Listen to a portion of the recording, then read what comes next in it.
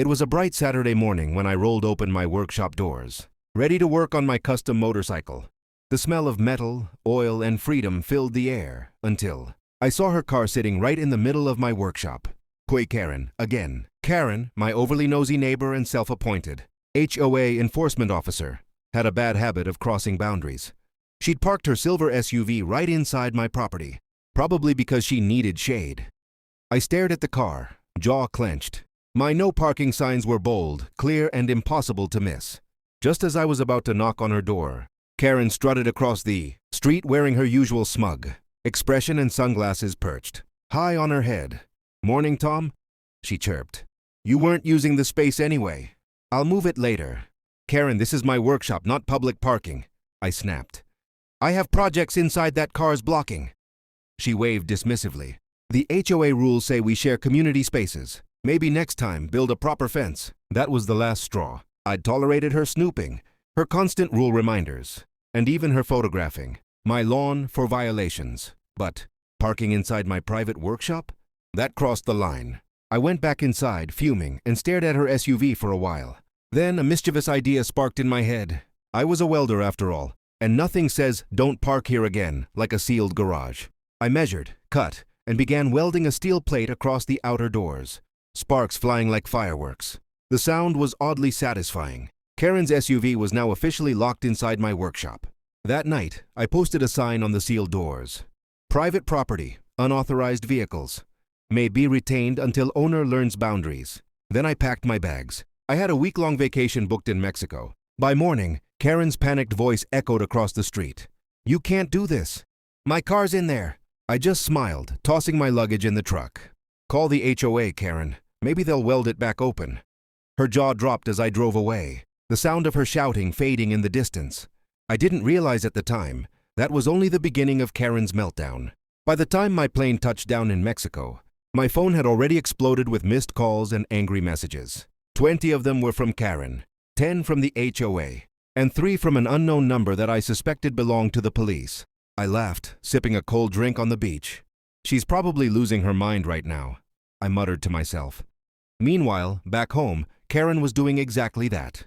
According to my neighbor Dave, who loved to gossip, she had called the police 3 times claiming I kidnapped her car. When the officers arrived, they quickly realized it was parked inside private property, and that there was no way to access it without destroying the workshop doors. Dave said one officer asked, "Ma'am, why did you park in his workshop in the first place?" Karen had snapped back, "Because it was open. I thought it was community storage." When they told her it wasn't a crime for me to weld my own door shut, she demanded to speak to a supervisor. Classic Karen move. The officers shrugged and left her fuming on the sidewalk, arms crossed like she was plotting a lawsuit.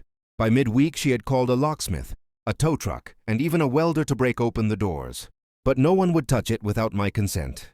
Dave said the HOA even held an emergency meeting about unauthorized imprisonment of member property. I could picture it perfectly. Karen waving her printed HOA handbook, declaring herself the victim. While she raised hell, I was lounging on the beach with a coconut drink, watching the sunset. But even I couldn't resist checking my security camera feed. The live video showed Karen pacing in front of the sealed door, phone glued to her ear, shouting at someone, probably the HOA president. That's when things got even funnier.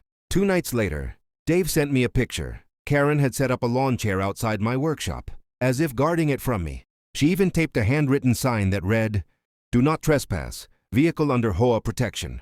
I nearly spit out my drink laughing. She'd literally claimed my property. By the time my vacation was ending, the entire neighborhood was buzzing about the garage. Scandal.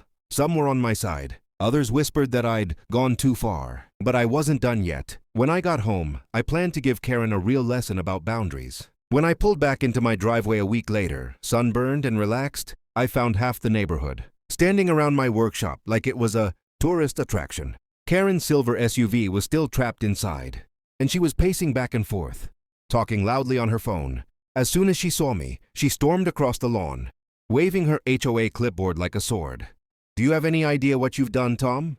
You've broken at least 5 HOA rules and 2 state laws." I calmly pulled off my sunglasses. "Really? Which laws say I can't weld my own doors shut on my own property?" Her face twisted. "You imprisoned my vehicle." "Correction?" I said with a smirk. You trespassed your vehicle into my workshop. I just protected my property. The crowd snickered. Even Dave was there, trying to hold in his laughter. Karen's face turned redder than a stop sign. Moments later, the HOA president, Mr. Langley, arrived. He was a tall, tired-looking man who clearly didn't want to be there. "Tom," he began, "the HOA has received several complaints." I cut him off. "I have video evidence showing Karen entering my property without permission and parking inside. Want me to email it to you?" Langley sighed. "That won't be necessary." Karen gasped. "You're taking his side?" "Karen," Langley said gently, "the workshop isn't community property. You were in the wrong." She started yelling about favoritism, conspiracies, and how the HOA board was corrupt. The neighbors began filming, and Karen's tantrum went viral within hours. Someone posted it online under the title, "HOA Karen loses it over locked car, instant karma." Within a day, thousands of people were commenting things like, "Serves her right," and "Best DIY security ever." Still, I wasn't finished. I told Karen I'd gladly unlock the workshop if she signed a written agreement stating she'd never step onto my property again. She refused at first, but when the HOA threatened to fine her for causing a disturbance, she caved. Arms crossed, she hissed, "Fine, just open it." I grabbed my welding tools, sparks flying again as I cut through the steel plate. The crowd cheered when the doors finally opened and Karen's dusty SUV rolled out, looking like it had spent a week in prison. She peeled out of my driveway without a word. But the damage was done. Her reputation was in ashes. Still, I had no idea she was already plotting revenge. I thought it was over after Karen drove away in humiliation, but that was wishful thinking. For the next few days, I noticed her watching me from across the street. Her phone always recording. Every time I started my tools, she scribbled something on her clipboard. Then, one morning, I woke up to find a bright orange notice taped to my garage door. "On violation, unauthorized. Structure modification. Immediate HOA hearing required." I laughed out loud. Karen had reported me for repairing my own door. That afternoon, the HOA held an emergency hearing in the clubhouse. Karen sat at the front, all smug, while I walked in holding my phone. "Mr. Tom," the president said, "Mrs. Karen claims you altered your workshop without HOA approval." "Correct," I said. "I welded my door shut because she parked inside it." Karen jumped to her feet. "He's lying. He trapped my vehicle."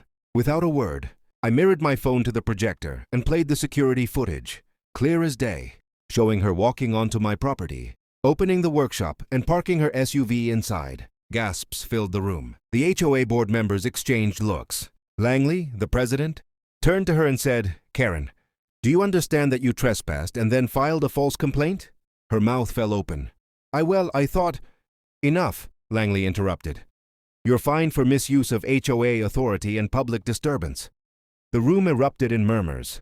Karen stormed out, slamming the door so hard that the frame rattled. Later that evening, she came to my house one last time. She stood on my lawn shouting, "You think you've won, Tom? This isn't over." I looked up from my workbench, smirking. "Karen, it's definitely over." Then I pointed to a new sign I'd hung on the gate. "Private property. Violators will be reported and uploaded." Her eyes widened. "Uploaded?" I smiled. "Let's just say your last meltdown got 3 million views." Her jaw dropped, and for once she was speechless. She stormed back to her house, slamming her door, and that was the last time she ever crossed my line. In the following weeks, the neighborhood felt calmer. People waved more, laughed about the whole garage welding incident, and even started calling my workshop Fort Freedom. As for me, I learned 2 things. 1. Never underestimate how far an HOA Karen will go. 2. And always keep your welding torch handy. You never know when you'll need it again.